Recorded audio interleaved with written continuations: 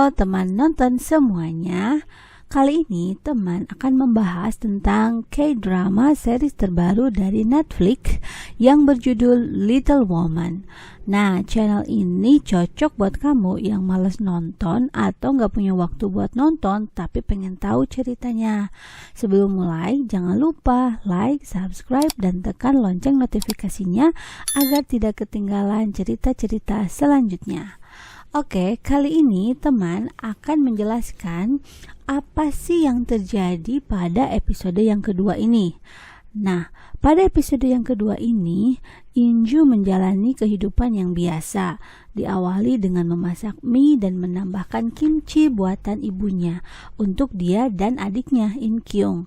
Pada saat makan, In Kyung memberitahunya bahwa dia diskors dari pekerjaannya dengan alasan karena minuman keras atau pada saat bekerja dia meminum alkohol.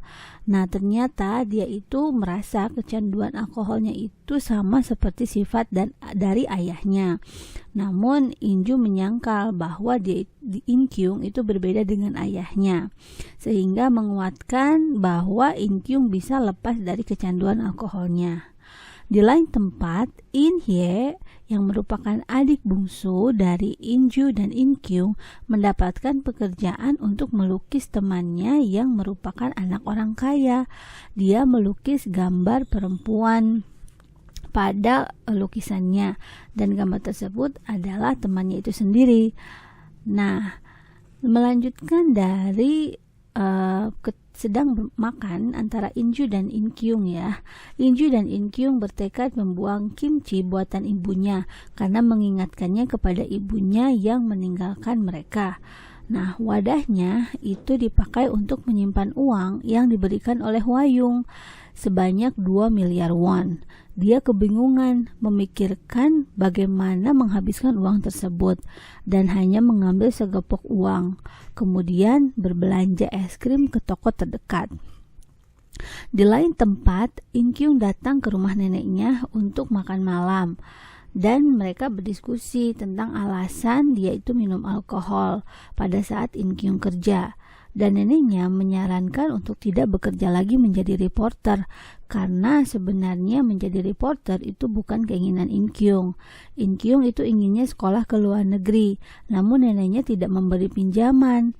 Padahal kata neneknya dia sengaja tidak mencairkan uang yang ada di rekening atas nama In Kyung. Namun In Kyung merasa uang tersebut bukan dirinya. Karena dia itu merasa hanya neneknya yang menitipkan uang 5 juta won atas namanya. Dan neneknya berkata bahwa In Kyung itu memiliki keahlian dalam menanam saham. Uang yang neneknya berikan 5 juta won kini menjadi 70 juta won. Namun In Kyung tidak mau untuk menginginkan uang tersebut ya. In Kyung tetap tidak ingin seperti apa yang diinginkan neneknya dan dia itu ingin belajar ekonomi di luar negeri karena dia itu ingin mempelajari bagaimana menjadi orang kaya dan mengapa ada orang kaya dan orang miskin di dunia ini. Neneknya menyarankan untuk datang ke kantornya dan dia akan menjelaskan bagaimana cara menjadi orang kaya. Di lain tempat, Inju menemui Direktur Shin dan Do-il ya, memberitahu bahwa ada 2 hal yang dicari. Yang pertama itu uang 70 miliar won, yang kedua adalah rekening dana gelap. Dan Inju itu menyetujui untuk membantu dengan memberikan 2 syarat. Yang pertama, dia ingin kantornya berbeda, yaitu di tempat anggrek. Yang kedua, dia tidak ingin Hwayung itu disebut pencuri. Nah, sebagai salah satu cara untuk menemukan uang tersebut, Do-il dan Inju pergi ke rumah Hwayung untuk mencari petunjuk. Inju mendapati pembukuan yang aneh. Ada yang hilang dalam perhitungannya. Dia ingat bahwa Hwayung pernah bicara tentang akun kedua yang harus dibuat dalam kehidupan kita. Dan Inju kemudian mengecek HP Hwayung dan mendapati foto yang dicurigai dia berada di luar negeri. Setelah dicari lewat internet, ditemukan bahwa Hwayung itu memiliki akun lain. Pada akun tersebut, kehidupannya sangat berbeda, seperti dia sudah tinggal lama di Singapura. Pada saat penyelidikan, Direktur Shin datang dan meminta laporan hasil penyelidikan. Inju menjelaskan kecurigaan yang dirasakannya. Direktur Shin mengancam Inju agar segera menemukan uang 70 miliar tersebut. Nah, dengan cara mendekati Inju dan mengomentari tentang sepatunya, dia seolah-olah merayu Inju bahwa ada hal yang tidak disangka-sangka. Ketika Direktur Shin melihat setangkai bunga anggrek berdaun biru, kemudian dia lari terbirit-birit meninggalkan Inju yang kebingungan. Di lain tempat, In Kyung menelepon keponakan salah satu korban yang diduga bunuh diri terkait bank tabungan Bube. Nah, pada saat nelpon, itu teleponnya ditutup secara sepihak. Nah, saat di perjalanan dari rumah neneknya, laki-laki yang merupakan tetangga neneknya itu memanggil dan mengajak In Kyung sarapan bersama. Dia bernama Jung Ho, yang merupakan teman masa kecil In Kyung pada saat dia tinggal bersama neneknya. Jung Ho itu tinggal bersama kakeknya. Mereka bercengkrama menceritakan kejadian lucu pada masa lalu.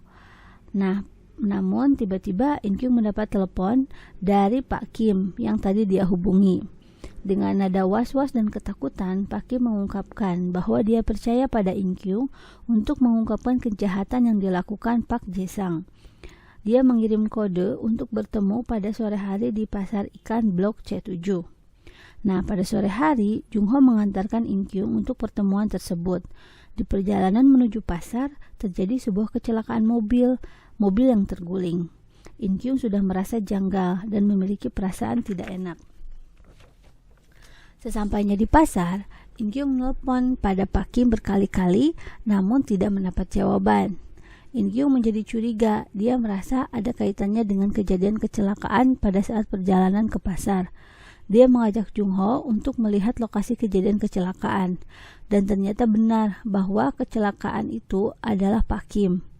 Jung Ho yang menunggu di pinggir kejadian menemukan bunga anggrek berdaun biru dan kemudian mengambilnya, menyimpannya di rumahnya. Di lain tempat, Inju merasa penasaran akan sepatu yang diberikan Hwa Yung yang dia pakai saat pergi ke restoran bersama. Dia pergi ke toko sepatu tersebut dan bertanya pada pelayannya. Pelayannya ini diperankan oleh Song Joong Ki. Nah, melihat dari peran yang diperankan, tidak mungkin sekali dia hanya menjadi seorang pelayan atau cameo, peran pendukung. Pasti dia itu memiliki peran penting. Secara kejadian ini berkaitan dengan sepatu ya. Inju itu mengkonfirmasi bahwa sepatu limited edition tersebut dibeli oleh Direktur Shin untuk Hwa Yung, sehingga menguatkan kecurigaan bahwa Direktur Shin terlibat perselingkuhan dengan Hwa Yung. Bersama dengan Do-il, Inju mengumpulkan bahwa Hwa Yung memiliki hubungan dengan Direktur Shin dengan mengaitkan beberapa foto yang seolah-olah Hwa Yung itu sedang berkencan dengan seseorang. Nah, untuk menggali informasi, Inju menemui Do Hwang. Pada pertanyaan yang diungkapkannya, Bu Hwang mengatakan bahwa dia sangat yakin bahwa Hwa Yung itu berselingkuh dengan Direktur Shin.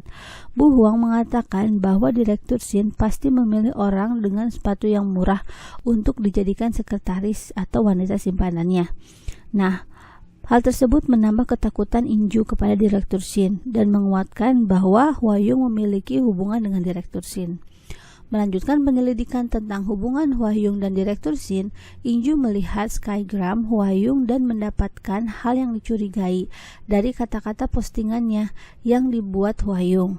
Dia selalu menuliskan seberapa jauh orang yang berada di titik terendah bisa naik.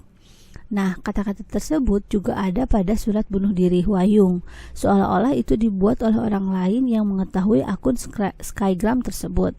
Do-il dan Inju juga menyelidiki history chat antara Hwa Yung dan Direktur Shin dan mendapati bahwa Hwa Yung melaporkan Direktur Shin terkait dana ilegal, perjudian, dan lain-lainnya, sehingga Direktur Shin menjadi tahanan negara, tidak boleh pergi ke luar negeri, sehingga perjalanan ke luar negeri digantikan oleh Hwa Yung.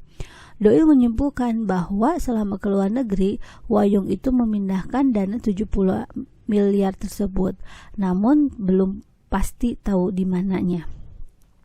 Pada saat menganalisis chat tersebut, Direktur Shin menyebutkan nama lain yaitu Hyang Suk.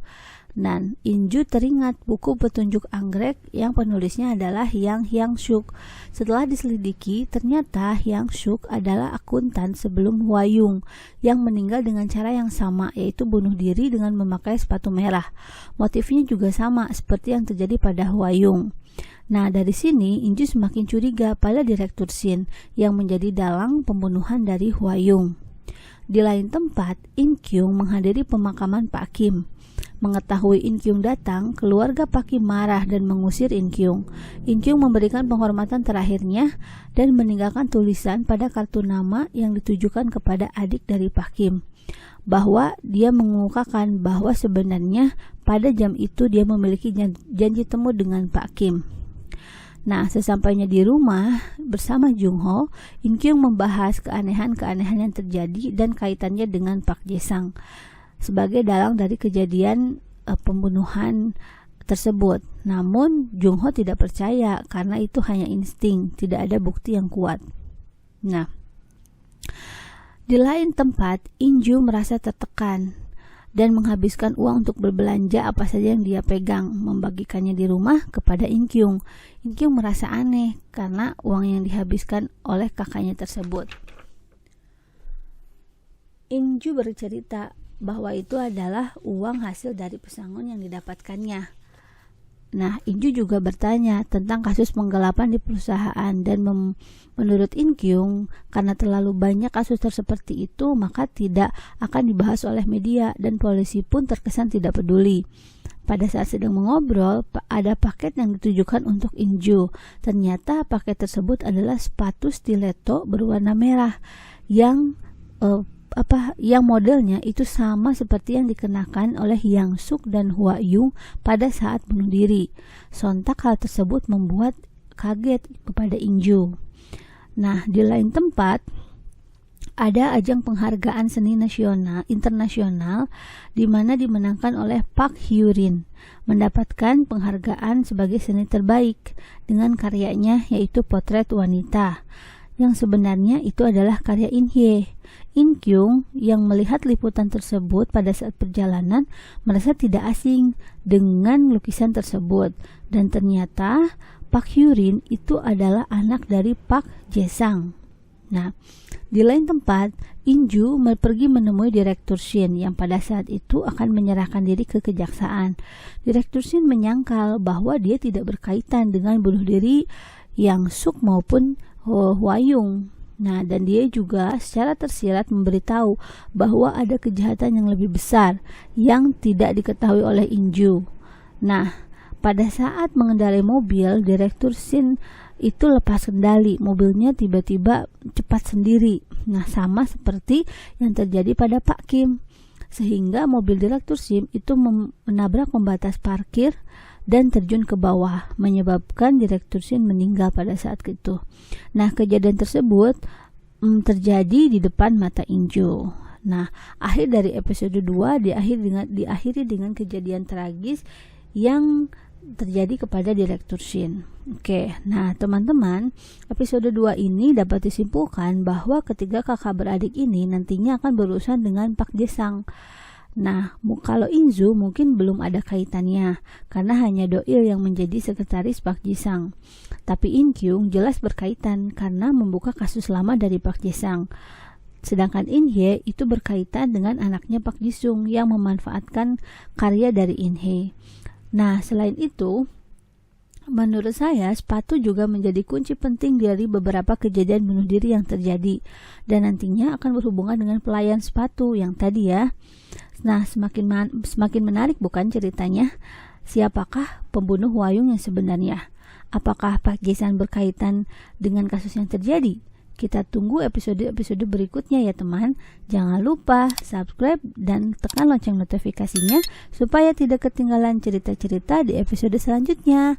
Bye-bye.